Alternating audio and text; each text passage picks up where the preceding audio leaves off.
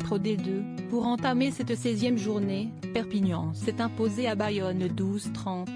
Les 3 essais auront été marqués par Aceb, Pujol et De Gmache.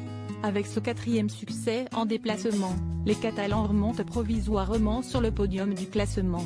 L'Aviron a manqué ce rendez-vous crucial, ne marquant même pas de bonus défensif. Les Catalans ont réussi un coup en terre basque ce jeudi pour le démarrage de la 16e journée de Pro D2.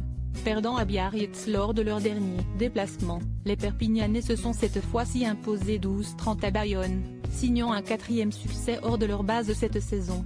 Cette victoire possible grâce aux essais d'Aceb, Pujol et De Gmache a porté le sceau du sérieux en défense, du contre en touche et du réalisme offensif, malgré beaucoup de pluie lors de cette rencontre. Les 100 et remontent provisoirement sur le podium du classement quand l'Aviron n'a pas pu glaner de bonus défensif.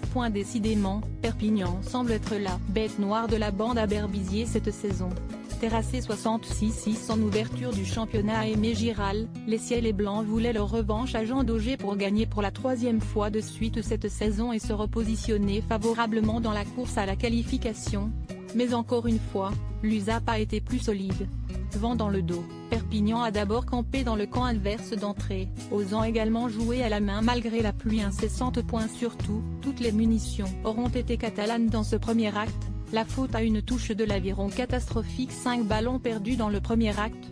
Maffi et consorts ont alors eu toute l'opportunité de tester la plus mauvaise défense de Pro D2 qui aura cédé en 3 occasions à Aceb 6e, Pujol 71e et De Gmache 77 points. Malgré les mêlées et les molles, si la défense perpignanaise a aussi passé le test, la mêlée a bien failli faire tout perdre.